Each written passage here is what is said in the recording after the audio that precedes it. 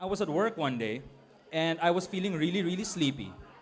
I tweeted, grabe, antok na antok ako. A few minutes later, I got a tweet from a donut company that I don't particularly like. I don't eat donuts, right? I don't eat donuts. And they told me I can come over to the nearest branch and get a free donut and a free coffee. I was thinking, wow, that's pretty cool. And it got me thinking, how come brands don't do enough listening like that? Here I am in front of all of you people talking about this brand. It's Krispy Kreme. I do not endorse Krispy Kreme simply because, ayan, as I said, I don't eat donuts. But you know, I went over to their store, got my free donut, got my free coffee, and that was a great example of a brand reaching out, not just to a blogger, but to a person who can influence how you see them. Are you with me so far? Awesome. As bloggers, I want to talk to you first, and then I'll talk to the businesses, right? For bloggers, you've got to start thinking, I am not just a blogger. I am an influencer. And I'll give you 3 key takeaways on how you can do this.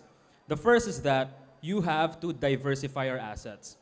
A lot of times, we put all our eggs in one basket. Our blogs, our .coms, our .ph, our .nets, and then we think everything is fine, everything is awesome. But that's not necessarily true, because it's not just your blog that can spread whatever brand you're promoting's message across. How many here have Facebook pages? A lot. How many have Facebook accounts? If you didn't raise your hand, you're probably lying, because I think most people in Manila have Facebook accounts. How many have 2 Facebook accounts? Okay, how many have 2 Facebook accounts and 1 account to stalk people? Do not raise your hand. So, there's a lot of platforms aside from your blog that you can use. How many have Twitter and Foursquare and Instagram? Instagram, I love Instagram. So if you have Instagram, that's another platform for you to use when you're promoting articles, when you're promoting products, when you're promoting brands, right, as bloggers. And if you have multiple assets and you spend time and energy building up these assets, believe me, one aspect of my job is to look for bloggers to partner with our clients, with our brands. And I'm here as a blogger, of course.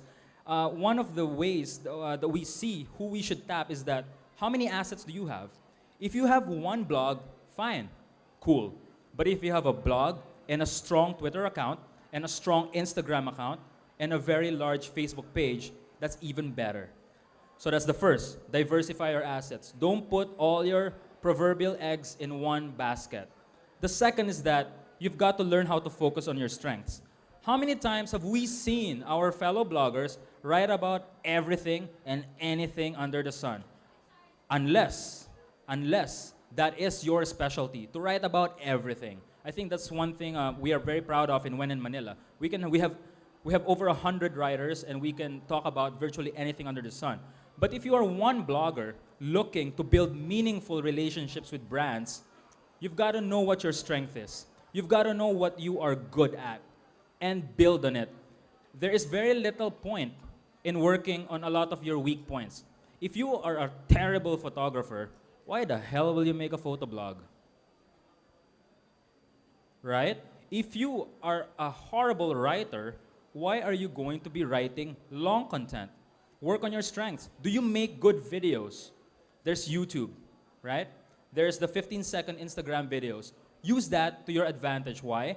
Not enough Filipino bloggers are doing it. How many here have vlogs, video blogs? I see less than 10 hands. It's a niche that some of you, I hope, are inspired to take and make into your own assets. If you have an Instagram account and you have thousands and thousands of followers, start producing your 15-seconders. If you have Vine, your 6-seconders. These are all parts of, again, diversifying your assets and making you more valuable. Third, and very important for a lot of bloggers, you know, brands are not going to knock on your door begging for you to write about them. Believe me, there is no point. How brands will find you is if you build relationships with them. I cannot stress enough the part about building relationships. That doesn't mean that you only accept, you know, paid articles or contracted articles. No. If you like If you really genuinely like a brand, help promote it. I do not genuinely like Krispy Kreme, but I like what they did to me one day last year in 2012. And how many times have I used them as an example for talks and lectures? They listened and they paid attention. They gave me a free donut and they gave me a free coffee. And look, I'm mentioning their brand name, right? If you find a brand that you can identify with them. Give them a tweet. They have a new campaign. Post it on your Instagram account. Post it on your Facebook page. It's about building that relationship. And after a while, when you cultivate that relationship, there is a better chance for you to get more of the money-making contracts. Believe me, I have a very small blog. I have a very niche topic. I have very few readers. But these readers are marketing people. These readers are advertising people. It's an industry blog. So I'm happy with that. Because I found where my strengths are. I have diversified my assets across 3 or 4 social platforms, and I built relationships with a lot of the brands that I like. So far, so good, bloggers. Say yes. Say yes. Let's have some more spirit, guys. I know it's middle of the afternoon. Come on. Yeah. Awesome. Now, businesses. How many here again represent businesses? Raise your hands. Awesome. For businesses, there are a lot of bloggers in the Philippines. There are a lot. As in, there are a lot. And a lot of bloggers have more than one blog. Some of them have 2 or 3. Some even have 4 blogs. How are you going to find the right blogger for the right project, for the right product? You need to do 3 things. I like numbering things down. The first is that you have to have a good culture. You've got to have a good company culture. I will never want to associate myself with a brand, that kills puppies. That really sucks, no? A brand that kills puppies. I would never want to associate myself with a brand that uses slavery. Meron pa bang ganun? I'm sure meron pa.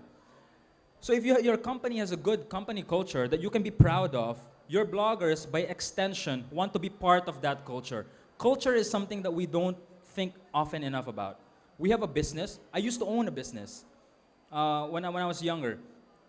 Parang tanda na. When I was younger, and our company culture was a little bit crazy. I don't think anybody wanted to associate themselves with us. It was a magazine.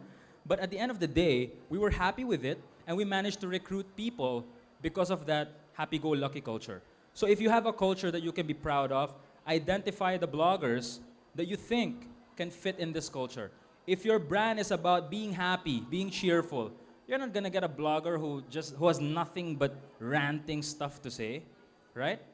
If your product is about promoting independent music, you're not going to get bloggers who have not a single appreciation of music within them, right? Your culture will determine the kind of partnerships that you have.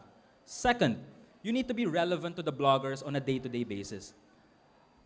For the bloggers here, please raise your hand if you have ever felt, I don't have enough time to write an article. It's hard to write an article. That's why bloggers are very selective. I'm a blogger. I think very selective about the brands that they write for, brands that they promote. And if your brand is not relevant to them on a day-to-day basis, if they're not going to think about your brand on a day-to-day basis, forget it. You have to find something within your company, something within your products that can make them think of you, creepy in a way, think of you on a day-to-day basis, right? Daily relevance, very simple. So first, you've got to have a good company culture, something to be proud of. Second, to be relevant on a day-to-day basis. Not only will your bloggers use your product on a day-to-day basis or your service, ang hirap nun. If you're writing for an airline, you're not gonna fly every day. That's tiring, right? And it's very expensive. But at least they think you're the first thing that comes into their mind when someone asks, what kind of service should I get? All right, businesses, okay, so far?